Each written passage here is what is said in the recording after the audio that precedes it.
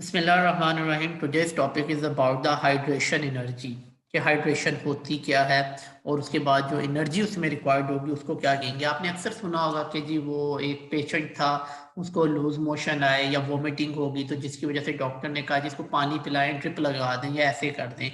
किस काम के लिए? डिहाइड्रेशन ना हो जाए, कहीं इसको डिहाइड्रेशन का प्रॉब्लम ना आ जाए। अब वो जो डिहाइड्रेशन है वो इस हाइड्रेशन से पहले की स्टेज है जिसमें पानी की कमी ना हो जाए इस बंदे को या उस पेशेंट को। और बच्चों में भी इस तरह से हम बात करते हैं कि जी बच्चों को डिहाइड्रेशन से बचाने के लिए उनको पानी पिलाएं या पेशेंट को पानी ज़्यादा पिलाएं। अब ये हाइड्रेशन का मतलब है वाटर बेसिकली, ठीक है, पानी, जिसमें हम H2O की बात करते हैं। अब ये हाइड्रेशन एनर्जी क्या होती है? Let's start to see this one.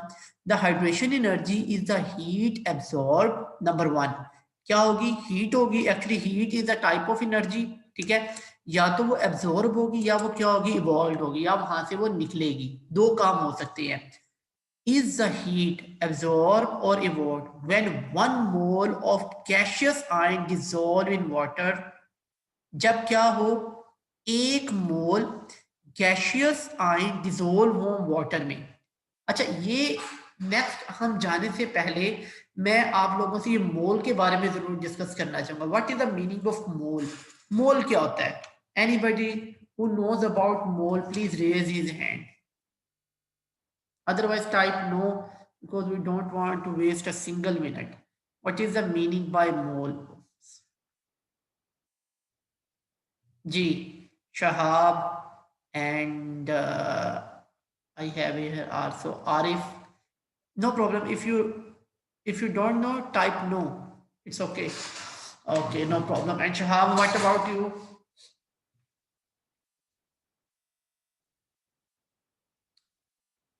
Okay, no problem. अच्छा, ये यहाँ पे ना मैं एक छोटी सी डेफिनेशन इसकी लिखने लगा हूँ, ठीक है। और हम वाटर को इसमें बनाएंगे अपना जेर बहस जो टॉपिक लेंगे हम। मैं व्हाइट बोर्ड पे आ रहा हूँ आपके लिए अब। अच्छा जी, मोल क्या होता है? फॉर एग्जाम्पल आप कहते हैं किसी चीज का आपके पास मोल है, ठीक है। Let's suppose I am going to write here 1 mole. 1 mole that is equal to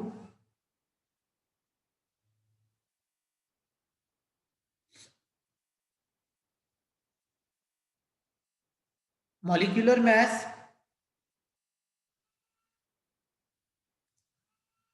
molecular mass in grams।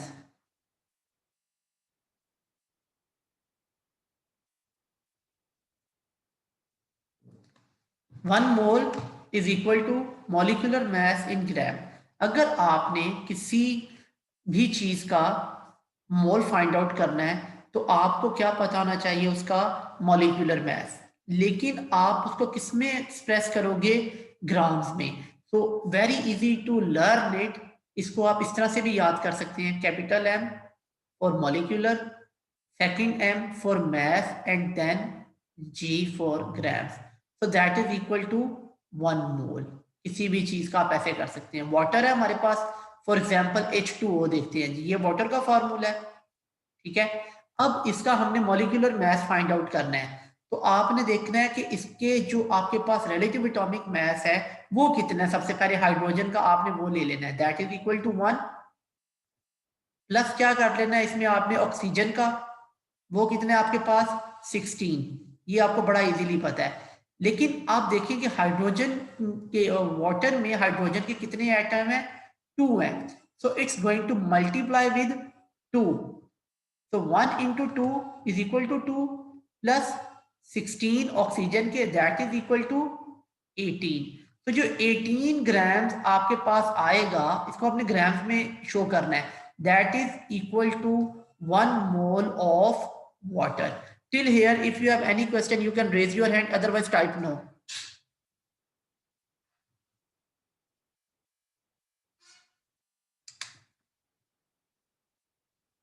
Hari up quickly.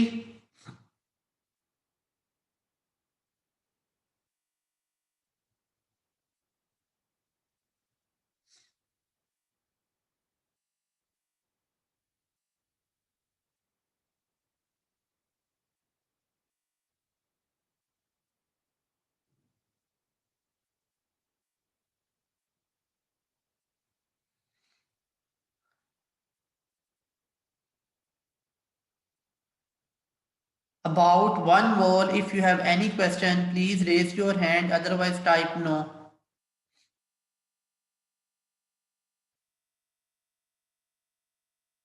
Everyone? Okay जी, वापस आते हैं स्क्रीन पे।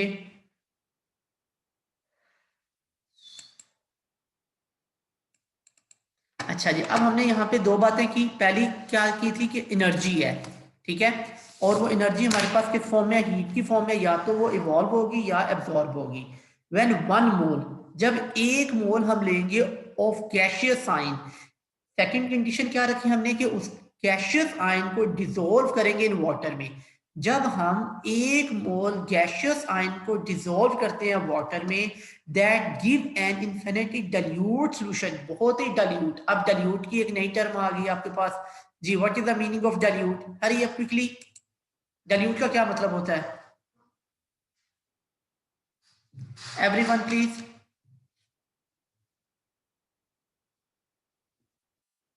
if you don't know please tell me, type no.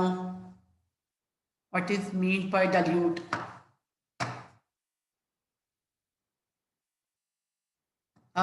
इसको आप इस तरह से समझ लें, जैसे आप दूध लेते हैं, ठीक है। अब दूध आपके पास बिल्कुल प्योर फॉर्म में है, उसमें वाटर मिक्स नहीं है, लेकिन अगर आप क्या करें, हाँ जी डाइल्यूट सॉल्यूशन बिल्कुल, अगर आप क्या करें कि उसमें 1 गिलास पानी मिला दें, अब वो पहले से क्या हो गया, डाइल्यूट हो गया। क्यों? क्योंकि इसमें पानी मिल चुका हुआ है, ठीक है। तो इस तरह से अगर आप उसी मिल्क में 2 गिलास पानी मिला देंगे, वो और ज्यादा डाइल्यूट हो जाएगा। तो यहाँ पे कह रहा है कि वो डाइल्यूट सॉल्यूशन बनाएगा। For example, when 1 mole of gaseous hydrogen ion are dissolved in water, यहाँ पे आप देखें ये एग्जांपल बता रहा है, इसमें आपके पास गैसियस हाइड्रोजन आयंस हैं जिसको वो डिसॉल्व करने जा रहा है वाटर में, resulting in infinite dilute solution, a larger amount of heat is liberated. जब ये इसको इसमें डिसॉल्व करेगा गैसियस आयंस को हाइड्रोजन के वाटर में, तो ये अमाउंट ऑफ हीट वहां से क्या निकलेगी, लिबरेट होगी, यानी कि रिलीज होगी। माइनस का साइन क्या बता रहा है कि यहाँ से हीट निकल रही है। Till here, if you have any question, you can raise your hand, otherwise type no. Hurry up. And Shahab, you also please.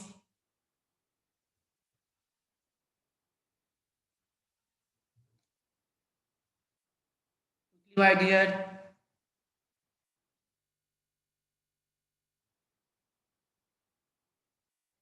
Okay.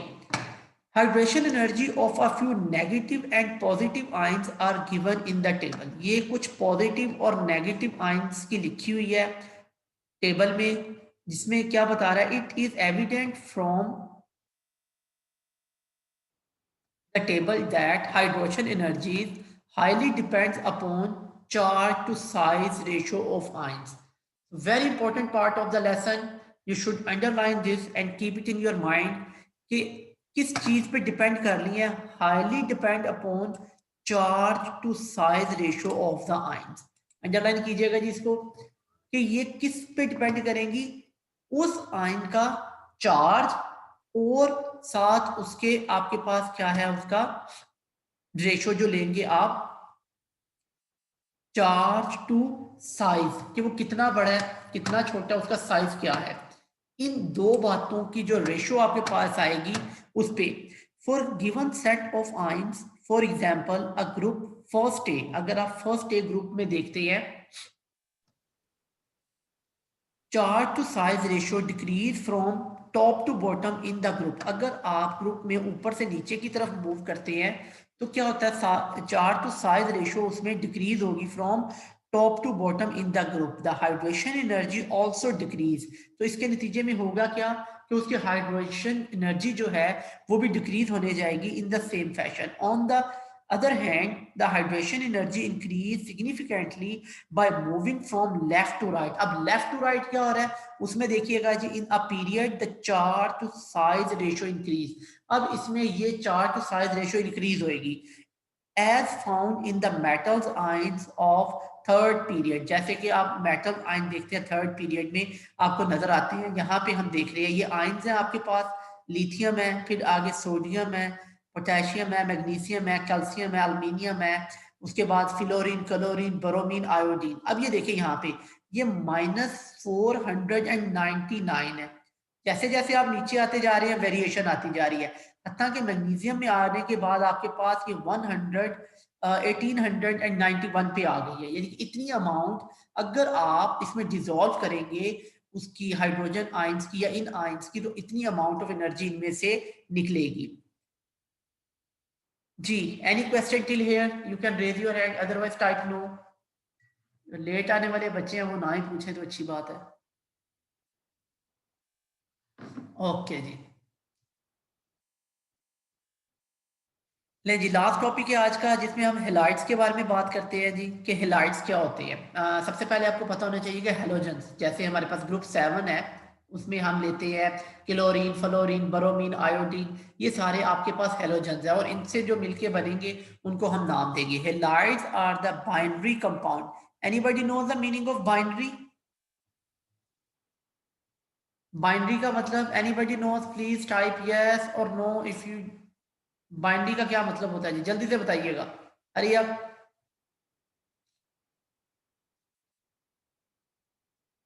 Yes please, very good जी, वेल डन आरिफ, माशाल्लाह। He type here to.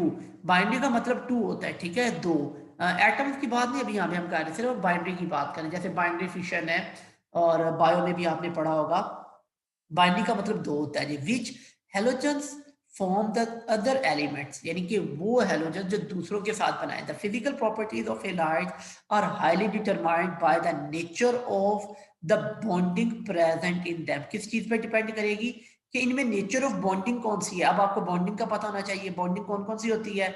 Ionic bonding होती है, covalent bonding होती है, उसके बाद coordinate covalent type की bonding होती है, मेटालिक बॉन्डिंग होती है, many.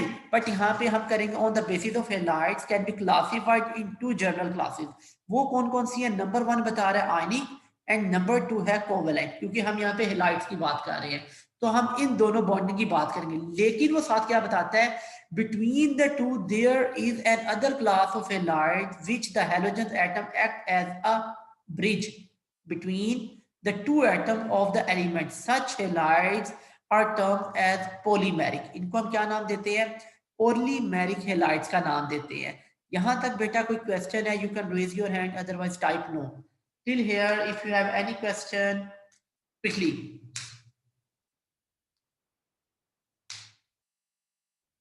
No. Okay. Strong electropositive element, जो आपके पास हाईली पॉजिटिव चार्ज जिस एलिमेंट पे होगा, having greater electron negativity difference with halogen atom. जाहिर है हेलोजन एटम के ऊपर तो नेगेटिव ही चार्ज आएगा ना, तो उसकी वजह से ये उनके साथ बनाएगा फ्रॉम आयनिक हेलाइड्स। तो उस वक्त के नतीजे में आपके पास क्या बनेंगे? आयनिक हेलाइड्स बनेगी। यानी कि आप कह लें लेट्स सपोज एनी एटम, कोई भी आपके पास एटम ए है, ठीक है, जिसके ऊपर स्ट्रॉन्ग पॉजिटिव चार्ज है, जैसे आप मेटल्स एटम की एग्जांपल ले लें, और यहाँ पे एक्स, एक्स बेसिकली हेलाइड्स को जाहिर करती है, स्ट्रॉन्ग नेगेटिव चार्ज है। अब टोटली इलेक्ट्रॉन्स किसके पास हैं? हेलोजेंस के पास, हेलाइड्स के पास, और इसके पास क्या है? लूज ऑफ इलेक्ट्रॉन कर गया हुआ है। तो ये आपके पास कौन से हेलाइड बनाएगा? आयनिक हेलाइड्स बनाएगा जी। The halides of group 1 are considered purely ionic compound. तो ये अब आपके पास कौन से कंपाउंड बनेंगे ग्रुप 1 के साथ? जब हेलोजन रिएक्शन करेंगे तो आयनिक कंपाउंड बनेंगे, which are highly metallic, और sorry, which are high melting point solids, इनका melting point बहुत ज्यादा strong होगा। Anybody can tell me why their melting point is very high? इनका melting point solids में ज्यादा क्यों होगा जी? due to their strong forces between the atoms. Very good, well done, excellent Salman, बिल्कुल ठीक बताया।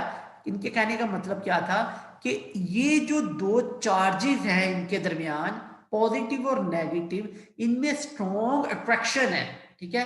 पॉजिटिव नेगेटिव को अट्रैक्ट कर रहा है, नेगेटिव पॉजिटिव को। अब ये तब तक यहां से आप इनका बॉन्ड नहीं तोड़ सकते जब तक पहले आप इनकी अट्रैक्शन को खत्म ना करें। उसके लिए आपको बहुत ज्यादा एनर्जी देनी पड़ेगी। That's the reason they have high melting points. Such halides have 3-dimensional lattice. 3-dimensional का पता ही है ना आपको कि एक एक्स एक्सिस में, एक वाई एक्सिस में और एक आपके पास होती है जेड एक्सिस में. इसके बारे में आइडिया है आपको ये किस तरफ होती है? इंशाल्लाह डायमेंशन पे फिर किसी दिन क्लास लेंगे. तो ये एक अब आ गया. खैर, well done, very good. Describes ions. तो यहाँ तक any question please raise your hand, otherwise type no. Hurry up quickly. सप्तान बेटा बहुत लेट आए हो आप तो आज. जी सलमान.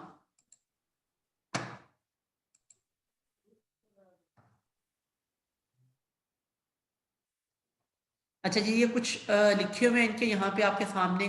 करेक्टर उनके मेल्टिंग और आयनिक और बता रहा है कि अगर ये फर्स्ट है तो स्ट्रॉन्ग है तो ये आयनिक हो जाएगा, पॉलीएटॉमिक हो जाएगा, पार्शली कोवेलेंट हो जाएंगे. तो ये तमाम की एग्जांपल लिखे इनको आप एक नज़र देख लीजिए. नेक्स्ट चलते हैं. Among the pure ionic compound the fluorine have the highest lattice energy due to the small size. Reason क्या है? पहली कि इसका साइज क्या है? स्मॉल है. और फ्लोरीन आयन क्यों स्मॉल होता है इसका? Anybody knows why fluorine ion has very small size? इसमें इलेक्ट्रॉनिक क्लाउड कम होता है, न्यूक्लियर चार्ज उसमें ज्यादा हो जाता है सर. Very good. और कोई रीजन इसके अलावा? सबसे ज्यादा इलेक्ट्रॉनिक हीट होता है. साइज भी आपने बिल्कुल ठीक बता दिया. न्यूक्लियर चार्ज का भी बता दिया आपने. और जो आउटर मोस्ट शेल होता है उसी में ही एक्स्ट्रा इलेक्ट्रॉन भी बाहर से आता है. ठीक है, 7 होते हैं, 8 की जगह उसी में ही होती है.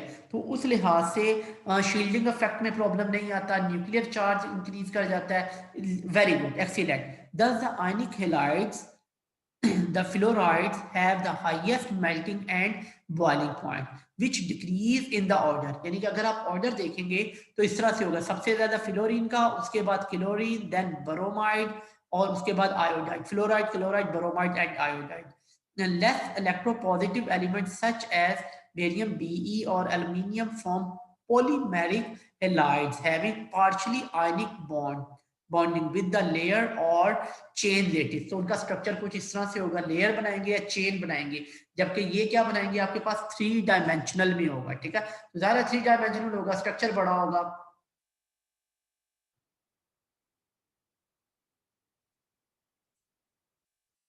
No problem, it's okay, it's okay सप्तान. जी सलमान. सर ये पॉलीमेरिक हैलाइड्स क्या होता है सर? हाँ जी, ये देखिए वापस आइएगा. यहाँ भी हमने यहाँ पे डिस्कस किया था, शायद उस वक्त आप स्किप कर गए होंगे. ये देखिए बॉन्डिंग कितनी किस्म की होगी. Halogens atom act as bridge. Sorry, यहाँ पे आइएगा. या तो ये आयनिक बनाएंगे या कोवलेंट बनाएंगे, ये पॉइंट. ठीक है, उसके बाद कहता है in between the to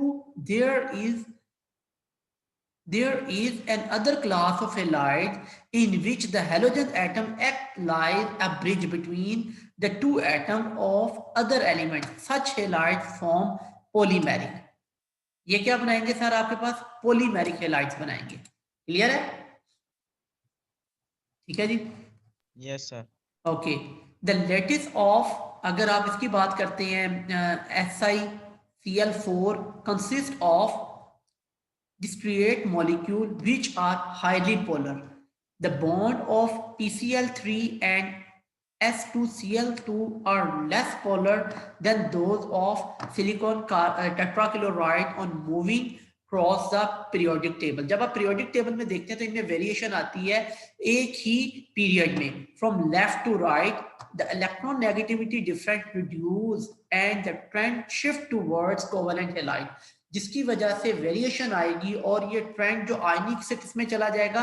covalent में. यानी कि अट्रैक्शन कम होती जाएगी. अगर आप फर्स्ट में देखते हैं तो उसमें हाईली और स्ट्रॉन्ग पॉजिटिव है, यानी कि वो टोटली इलेक्ट्रॉन को लूज कर देते हैं. ठीक है, जबकि आगे जाते जाते उनका इन्फ्लुएंस इलेक्ट्रॉन पे बढ़ता जाता है, जिसकी वजह से वो पार्शियल में आ जाते हैं. The gradual change in bond type and melting point of chlorides on moving across period 3 to periodic table is shown in table 1.3. उसमें ये दिखाया गया है, यहाँ पे डिस्कस कर लीजिएगा. अच्छा जी. As the intermolecular forces. जी, इंटरमोलिकुलर फोर्सेस बड़ी डिटेल से हमने डिस्कस की हुई हैं. क्या होती हैं? Anyone please. यस ये सलमान। मॉलिक्यूल में एटम के अंदर जो फोर्सेस होते हैं वो उसको इंटरमॉलिक्यूलर कहते हैं सर। जी सब्सटैंस सही कह रहे हैं ये सलमान लाइक साहब। आई थिंक सर सही कह रहे हैं। सलमान को एग्जांपल बता सकते हैं आप मुझे इंटरमॉलिक्यूलर फोर्सेस की?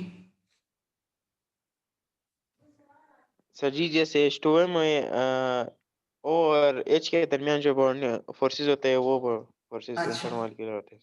आपके कहने का मतलब है ये H2O का है तो मैं यहाँ पे H लिखता हूँ, यहाँ पे ऑक्सीजन और यहाँ पे हाइड्रोजन। आपके कहने का मतलब है ये वाली जो फोर्स है ये इंटरमॉलिक्यूलर फोर्स है। Yes sir. ये गलत है सर, ये तो बॉन्डिंग है। ये तो बॉन्ड बना हुआ है ना हाइड्रोजन और ऑक्सीजन का due to sharing of electron. ये इंटरमॉलिक्यूलर फोर्स कैसे होगी? मैंने कल आपको पढ़ाया था, मेरा नहीं ख्याल कि आप दोबारा क्लास में वो वीडियो देखते हो जाके। दोबारा नहीं सर देखी सर। हाँ, इंटरमॉलिक्यूलर फोर्सेस सर देखिएगा। फॉर एग्जांपल ये एक मॉलिक्यूल है फ्लोरीन का, फॉर एग्जांपल F2, और ये दूसरा मॉलिक्यूल है फ्लोरीन का F2। ठीक है, एक ही जगह पे ये है। तो अगर आप इसको ऐसे में ड्रॉ करता हूं, ये एक मॉलिक्यूल है फ्लोरीन का जिसमें ये दोनों एटम फ्लोरीन ऐसे जुड़े हुए। ये दूसरा है जिसमें F2 इस तरह से है। अब इनके दरमियान जो फोर्स ऑफ अट्रैक्शन है जिसकी वजह से ये दोनों एक दूसरे को खींच रहे हैं, this is called intermolecular forces. Understand? जो कि बगैर किसी बॉन्डिंग के है। जी सलमान। सर जी तो फिर ये इंट्रामॉलिक्यूलर फोर्सेस कौन से होते हैं सर? ये इंटर है, अभी हम इंटर पढ़ रहे हैं, इंट्रा भी हैं, उनके बारे में भी डिस्कस करेंगे। यहाँ पे अभी सिर्फ इंटर की बात की गई है। ठीक है, ये क्लियर है? क्लियर है सर। Yes sir. अच्छा जी, और इसको हम क्या नाम देते हैं? मैंने आपको बताया था, उसके बारे में भी हमने डिस्कस करना है, लेकिन अभी सिर्फ इसको कर रहे हैं। अच्छा आगे देखिएगा, are weak van der Waals forces, so they are often gases, liquids और लो मेल्टिंग पॉइंट सॉलिड्स। यही वजह है कि ये फोर्स वीक होने की वजह से ये ज्यादातर क्या होंगी, या तो ये गैसेस होंगी या लिक्विड होंगे और वेरी लो मेल्टिंग पॉइंट के सॉलिड्स होंगे, क्योंकि मॉलिक्यूल ने दूसरे मॉलिक्यूल को इतना स्ट्रॉन्ग होल्ड नहीं किया हुआ। ठीक है, तो वो इजीली जितना स्ट्रॉन्ग करेगा उतना वो पहले किस में चला जाएगा, सॉलिड में। थोड़ा सा वीक होगा लिक्विड में, बहुत ही वीक होगा तो गैस हो जाएगी। Physical properties of covalent halides are influenced by the size and polarisability. अगर आप इनकी फिजिकल प्रॉपर्टीज की बात करते हैं तो ये डिपेंड करेगी कि इनके साइज के लिहाज से और पोलराइजेबिलिटी के लिहाज से of the halogen atom. Iodides, अब उसके नीचे आ जाते हैं, as being the largest and more polarisable ion possess the strongest van der Waals forces।